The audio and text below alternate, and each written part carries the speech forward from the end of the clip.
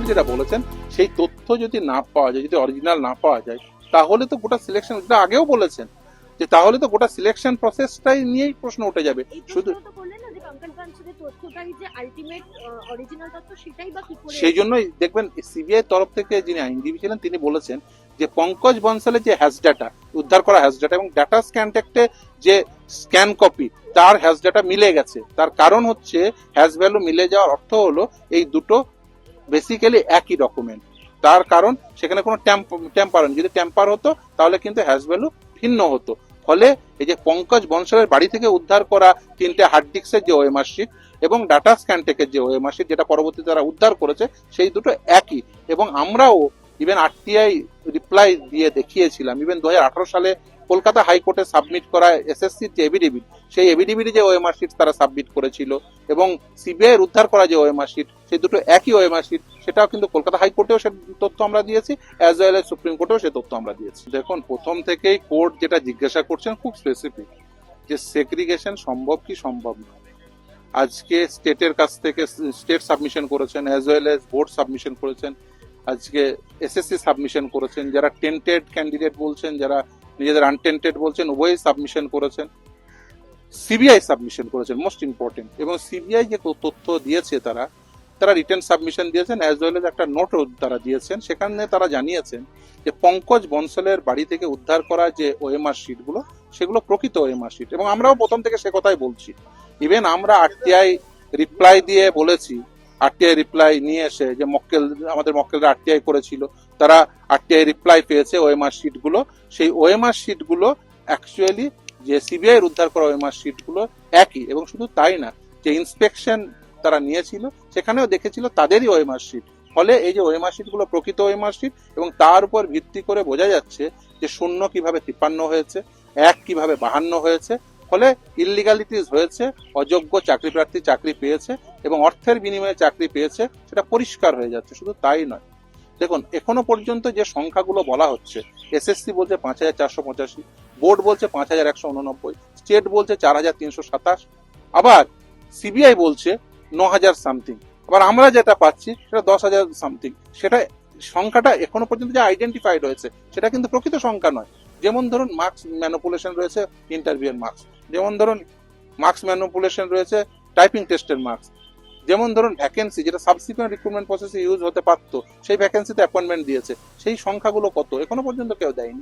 তারা বারবার বলছেন সেগ্রিগেশন সম্ভব এবং সেগ্রিগেশন করে দিন, কিন্তু সেগ্রিগেশন কিভাবে করে দেবে? সেগ্রিগেশন করতে গেলে তো প্রকৃত তথ্য দিতে হবে।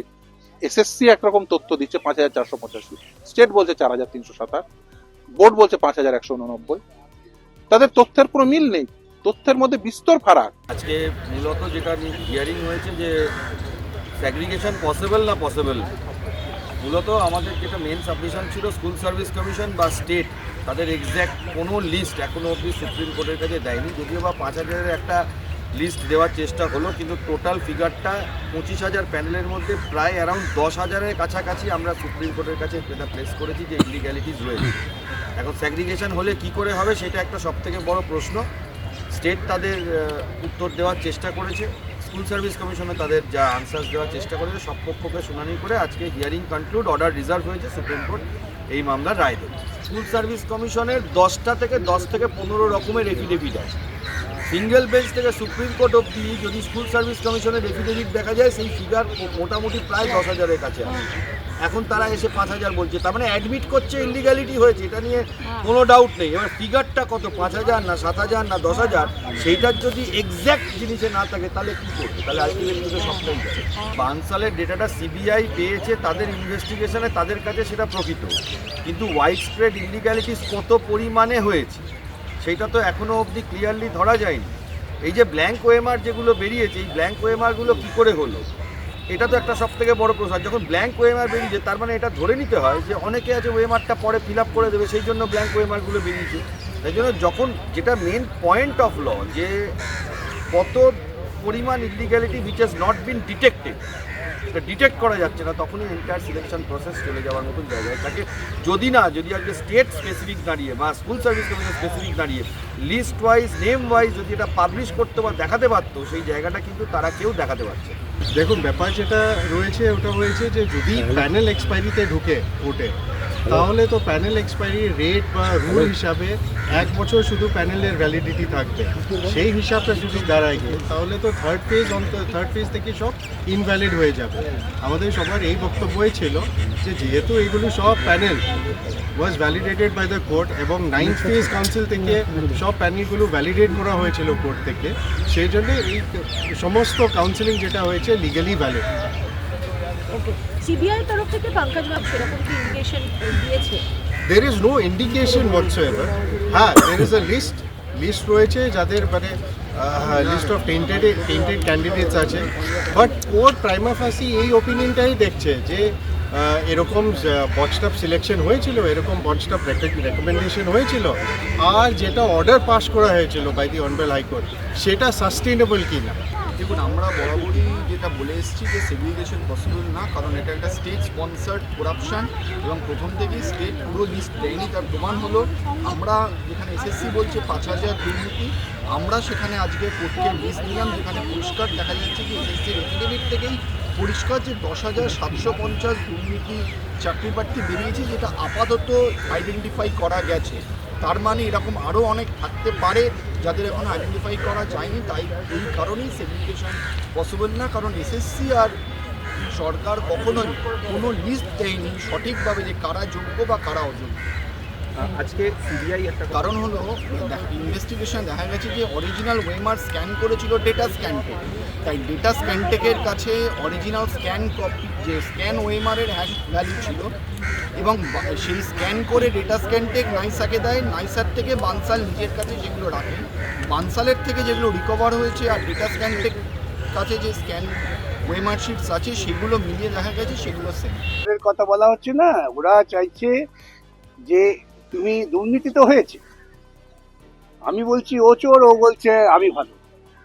এখন তুমি সংখ্যাটা নির্ধারণ করো, সংখ্যাটা নির্ধারণ হবে কি করে? এক একজন এক এক সংখ্যা দিচ্ছে, এবং আমরা এসএসসির হলফনামা থেকেই দেখিয়ে দিয়েছি যে 10,000 এসএসসি স্বীকার করছে, আরও স্বীকার যে এসএসসি করেনি তো আরও কত আছে কে জানে। সেজন্যই আমাদের পরিষ্কার বক্তব্য ছিল যে এইরকম একটা দুর্নীতিমূলক নিয়োগ প্রক্রিয়া, একে বাতিল করে দাও, তারপরে আবার পুনরায় দুর্নীতি স্বীকার করে নেওয়া হয়। এবং সেই দুর্নীতির কারণেই তারা সুপারনিউমারি পোস্ট তৈরিও করেছিলেন, প্রকারান্তরে স্বীকার করে নিলেন, আর রইলটা কি? এবং কেউ কেউ বলছেন আমরা নন টেন্টেড, কেউ কেউ টেন্টেড, গায়ে লেখা আছে নাকি কি নন টেন্টেড আর টেন্টেড?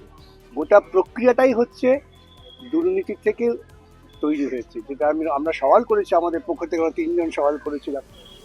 প্রত্যেকেরই এক বক্তব্য যে entire process was state sponsored scam. আজকে প্রকারান্তরে সেটা স্বীকৃতি পেল রাজ্য সরকারের উকিলের সওয়াল থেকে। তারা যোগ্য, তাদের একজনেরও যেন তাদের চাকরি না যায়।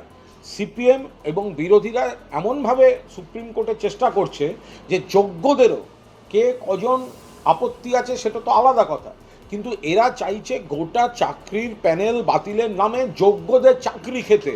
এর প্রতিবাদ হওয়া উচিত।